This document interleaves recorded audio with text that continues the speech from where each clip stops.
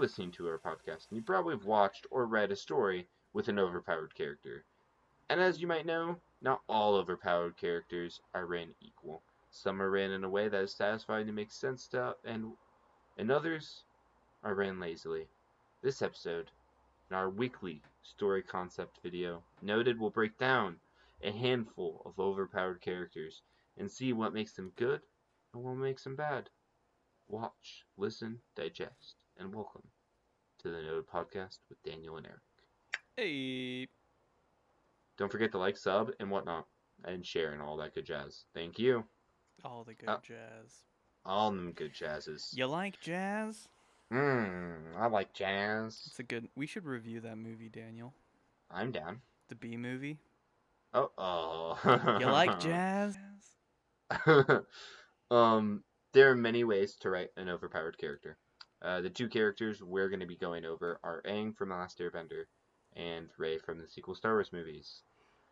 Yay for one! Fuck the other one! Yeah, so Aang, we're going to start off with Aang. We're going to start off with on a good note. Aang, I feel like, and he's obviously the well-written, overpowered character we're talking about today. The only character that we're talking about today. Yeah. The other person's just a pleb. He's an amazing example of a character who is inherently extremely overpowered, but can't control it and has to grow to get to his ceiling. Something we learn about Aang immediately is he's the avatar who can control all four elements, but he has to learn how to use them. He currently can only use one, but he is the master of that one element. And when he's in a life or death situation, he can go into the avatar state, which is all the past experience of every other avatar all in one. Yeah, dun dun dun.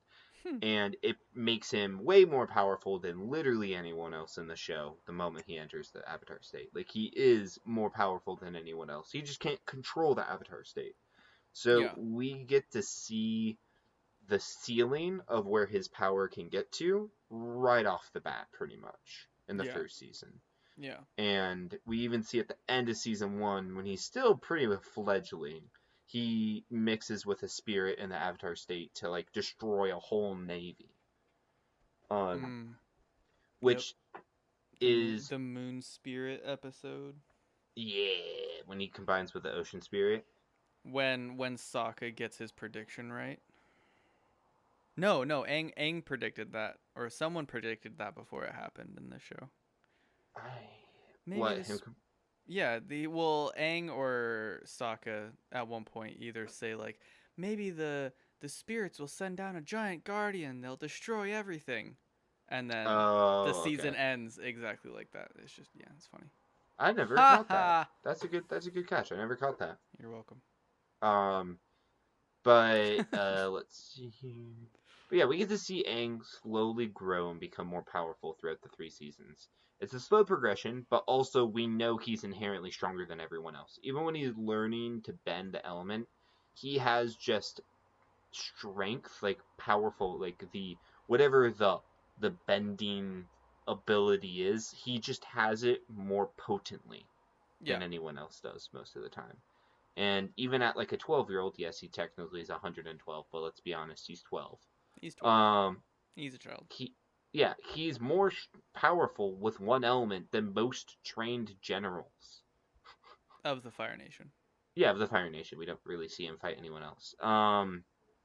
And when the main fight happens, and Aang is finally at his most powerful, in the show, in his base form, without using the Avatar state, he is able to hold off the Fire Lord pretty, he's on the back foot, but the reason he's on the back foot's for 2 reasons.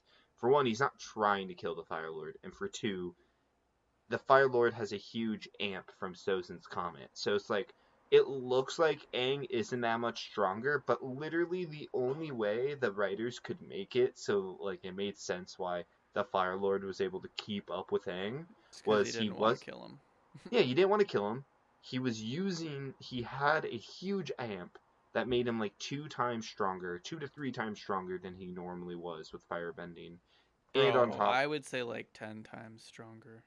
I mean, the argument's there. Probably, actually, no, you're probably right. It's probably like 5 to 10 times stronger, considering the feats. Yeah, I would, yeah, I would say I would say 8 to 10.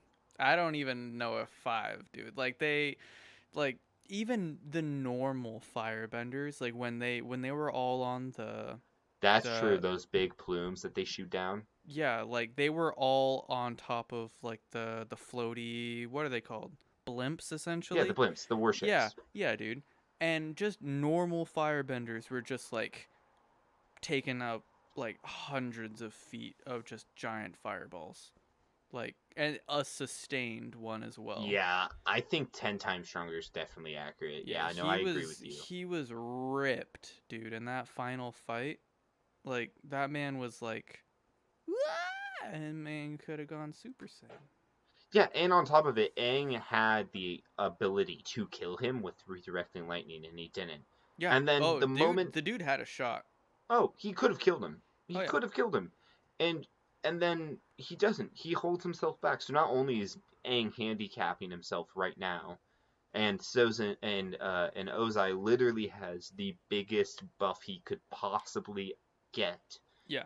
in the next 100 years. Yep. The Aang still can beat him, and then he goes Avatar state, and it's not even close. It's not even Yeah. close. Yeah, nah, he walks him after that. Yeah, and the reason I'm mentioning this and we're talking about this isn't to be like, oh, Aang's so OP, but it's to show when that happens, we as the viewer, don't care that he's mollywopping him that bad, because it's fulfilling to see Aang be this powerful, so much more Yeah, powerful, because for him to actually be the Avatar. yeah, because we knew where Aang was gonna get to at the beginning of the episode, so we knew his Well, ceiling. even like The at the beginning of the beginning season of is the what I meant. show. Well, just in Yeah, that's what I general meant. the show. Yeah, not Like season, sorry, not episode, but the show. We knew at the beginning of the show. yeah, we understood the task. Like the audience was like he has to be powerful enough to defeat the Fire Lord. And even Yeah. within the last couple of episodes in season 3, like you get the one where Toph gets to be the Melon Lord and throws giant flaming rocks at everybody. And then when Aang has like the final attempt to like kill the Melon Lord, which is just like a scarecrow with a melon head, he like pauses because like he lets the Melon Lord survive because Right. He he doesn't doesn't want want to to kill him. kill. Yeah, that's Yeah. against it's everything ethically against his childhood and the way of his people. And it's a well-written thing because now the issue isn't can our hero kill the main villain? Yep. Or can he beat him? Because it's not a question that Aang, I mean, even though the characters talk about, you might not be powerful enough, it's like No, we all know the moment he pops Avatar State, or even he's without done. it, he's gonna handle the Fire Lord. Like, I don't think there's a doubt in any viewer's mind that, like, I don't think Aang could have beat him without the Avatar state. no, I think he could. I mean, if he would have been If willing, he would I have don't think he gone could have with the killed. intent to kill, He could have. Oh yeah, yeah, but I don't know. I don't know, dude. Cuz he like literally could have done it in the fight that they showed when I he mean redirected the lightning. yeah. Yes. That one point, yes. And I feel like that's the only other plausible point that he could have actually killed the I Fire Lord. also I I don't also think that think there it was would have any gone. other situations where he could have actually killed him. I think that's fair. I also think the fight went a little differently because he wasn't like actively trying to harm him in that Yeah. way. Yeah. But even if like you think okay maybe he can't right now with the amp that Fire Lord Ozai is getting, because by the way like if Ozai doesn't have that amp, Aang defeats him. I don't think there's a question there, right? Like if Ozai doesn't have Sozin's Comet, Aang Like if beats they him. were to just meet like in an open field random day. Or like just say Aang shows up one day before the comet falls. Yeah. Like he beats him without the comet. Easy. No Avatar state or No Avatar state. No Avatar state. Without comet, yeah, I think Aang beats him because I don't think Ozai so. I think so. The only reason why I don't think so is that he doesn't want to kill him. And I think the lion turtle gave him the power and like gave him the out to not have to kill him. That is fair, and that I don't. actually leads Yeah. perfectly into. Sorry, I didn't mean to No, cut you're you good. off. You're good. You're good. That leads perfectly into my what I was starting to say is they did a good job of writing his overpowered character because I think ability wise, like if we were to like death battle, take the story aspect out of it, he is physically capable of beating him, and the writers knew that, so they had to give him a real reason why he couldn't do it, and Yeah. what the issue was. Because the issue wasn't he physically wasn't capable. The issue was he doesn't want to kill him. That's against who Aang is, and that's a brilliant way to give your overpowered character, I feel like, a hurdle that they have to overcome without like and kind of bringing them down a little bit, you know? Because the Yeah. moment he pops Avatar State, it's not even close.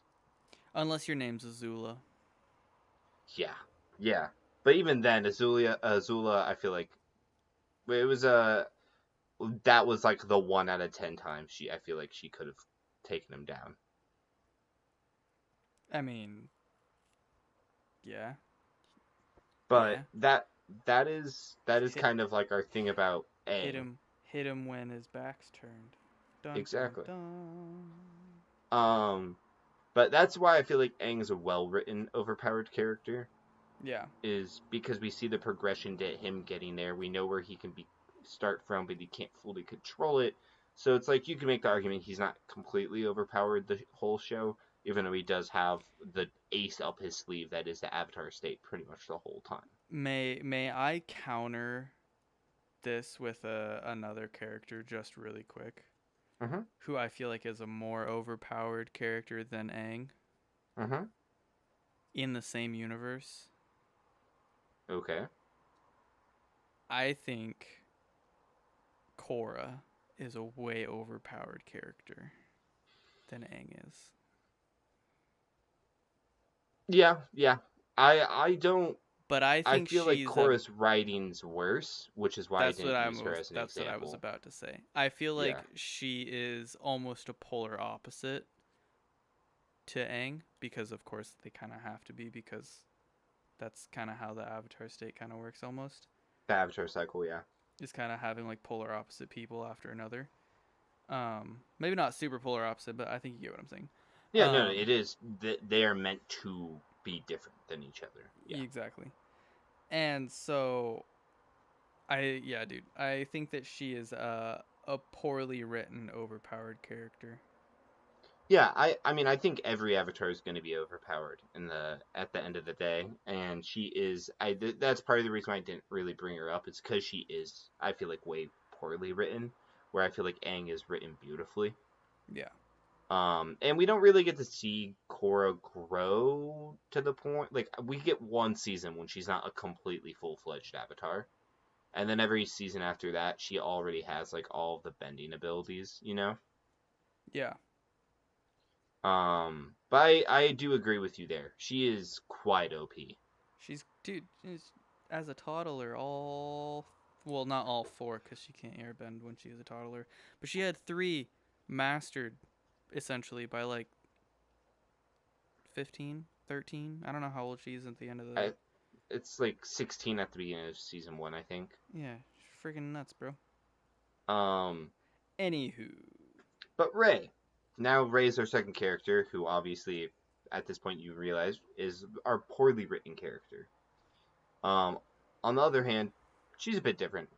In the first movie, Ray was found with no training at all, and it's inferred that she has a large source of power similar to Aang, like like she is a kind of like very powerful but raw. Um, the difference is in like we don't she doesn't have anyone who trained her at all, where Aang had someone who trained him. Yeah. So her first encounter with a Force user was with Kylo Ren when he was interrogating her, and he was trying to read her mind. Well, Rey was able to pull off a Force ability of flipping that on him and reading his mind and his emotions, and switches it back on Kylo. The reason this is poor writing is the only other time that we've ever seen a Jedi, or a Force user in general, up until this point when this movie was released, do this type of Force ability to, like, read a mind and read emotions, was in the TV show when Obi-Wan, Mace Windu, and Yoda all tried collectively to dive into the mind of Cad Bane, who's a bounty hunter, in which they failed. Yeah. And it was a group of masters trying to do this to a non-Force sensitive bounty hunter. And they state the reason why it didn't work is mind tricks / mind reading only work on those with weak minds and no knowledge of the Force, which Kylo has knowledge of the Force, and I'm pretty sure it's a safe assessment to make he's not weak-minded. Nah, he's pretty thick, bro. Yeah, and like it's kind of ridiculous that someone with zero training whatsoever can pull off a feat that not even like a master could pull off. 3 masters, let alone one of them being a grandmaster. Yeah. And Rey being powerful isn't the issue. It's how they go about it, and she constantly is like breaking her own universe. Um, Yeah, she really is. and that's why I have an issue with Rey. And so the fact that untrained Force adept can resist and flip a mind read back on a trained Force user is ridiculous and doesn't follow any of the rules of the established universe. A couple other examples of her breaking her own universe is when, and I guess not breaking the universe as much as that specific point was, but just showing her being a poorly written character in general, is when she defeats Kylo in a lightsaber fight without any lightsaber training. It makes no sense how she's able to pull that feat off. But Yeah, we'll she give her knows the how to benefit. fight with a stick, though, dude. Yeah, but fighting with a stick and fighting with a lightsaber, I feel like she Same fights thing. with. It's not though. I mean, you don't know that. Maybe that's Sick secret fight lightsaber training, but I mean, Yeah, man. it's not a sword, it's a pole arm. But we'll give her the benefit of the doubt. She's good with martial combat. Okay, Yeah. then what's the Cause other she's a example you have? scavenger. Yeah, so what's the other example you have of her doing something that she shouldn't be able to do, or at least if she is able to do, we weren't given any notion that she has this. She, in the ninth movie, Everything. uses Force Lightning without any knowledge of that ability or any training. And, like, a lot of the stuff they show her doing wouldn't be a problem if they showed her growing. Because the only, like, true training... we get 2 training montages or 2 training exercises of her. One in Episode 8 and one in Episode 9. Episode 8, when she has her training montage with Luke, isn't really a training montage. It's her training with him for like maybe a week at most, and then him being like, "You're evil, bye." That's not training. If anything, Like it's just a bunch of clips of quote Luke, unquote training, but it's just comedy, cause gotta make the kids laugh somehow by making Luke Skywalker milk a beast. yeah, it's like And yeah, that most was training. That was part of the training clip. Was yeah, him that was milking a an animal. yeah, like it was part of the quote unquote training montage. Like in even when she has to they don't Close show your her eyes. really like Stick your hand out. growing. And then he smacks her with a leaf. That was also training. Yeah. And Just another joke. then like the other training montage we get is we show her running a obstacle course in episode 9.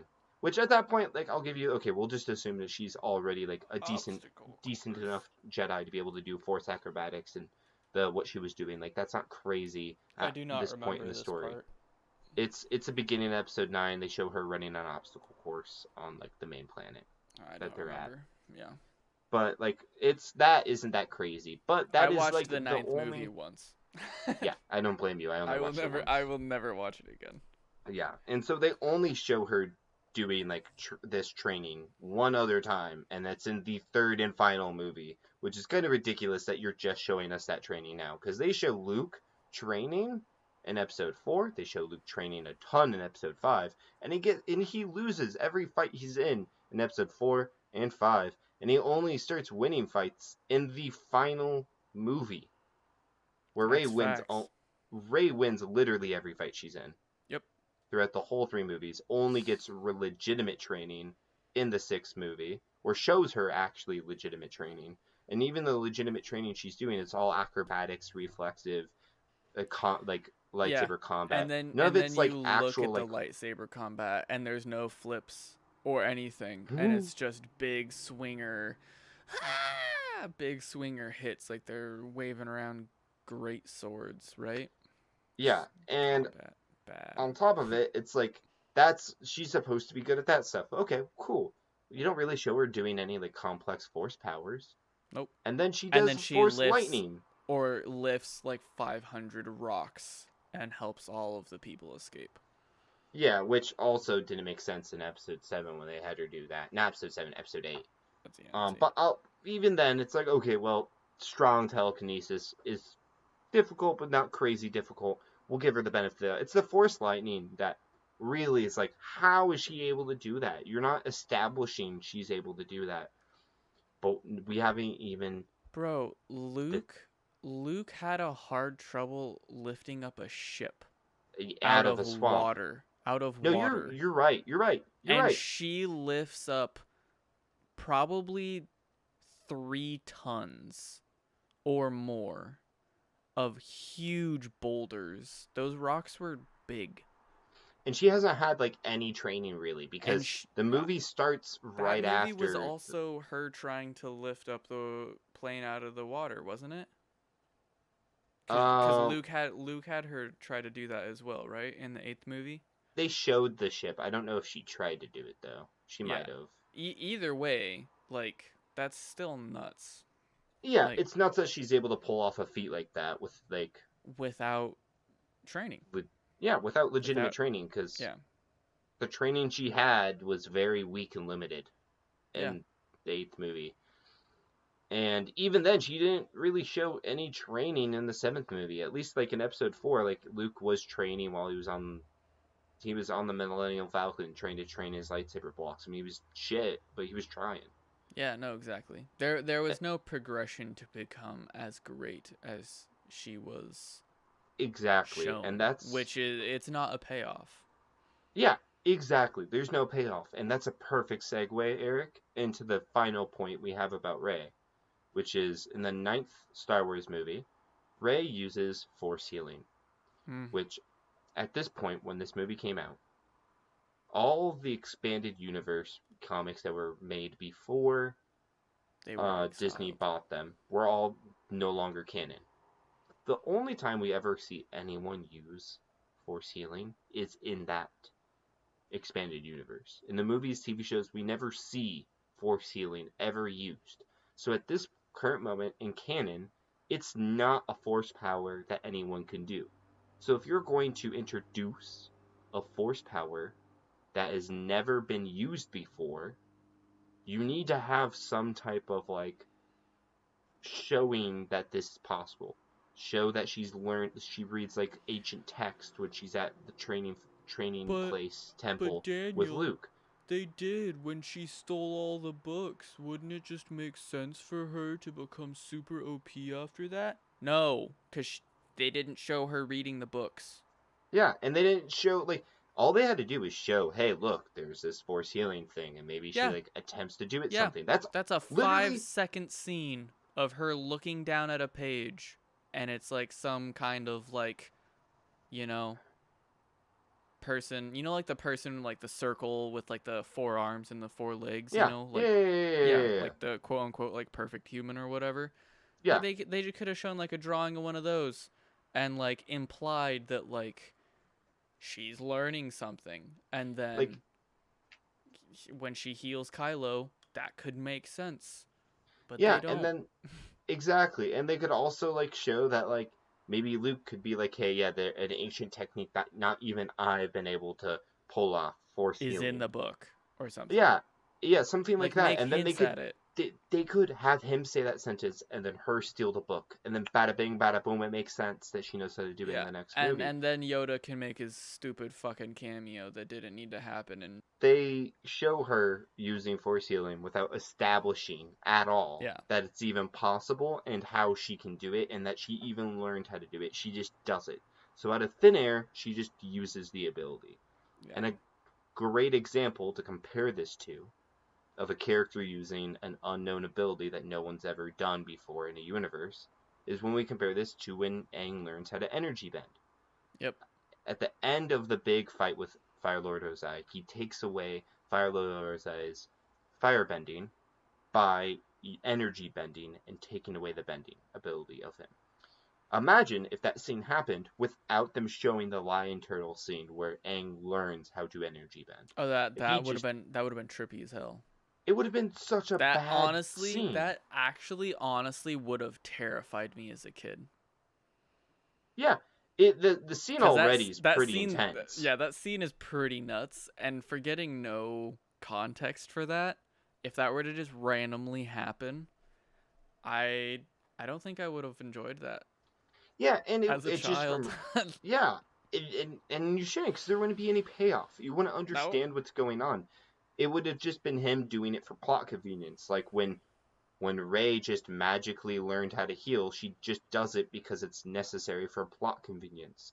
There Yeah. wouldn't be a payoff, and that's why the payoff that we get from Aang energy bending makes sense, because we see him talk to the turtle. We see the turtle give him an ability. We don't really understand what's going on yet, Yeah, but but we he touches his chest and his forehead at the same time when he gives Aang the ability to energy bend, exactly and then when he does it to Ozai, he does the same thing. He puts his exactly hand on his chest and his thumb on his forehead.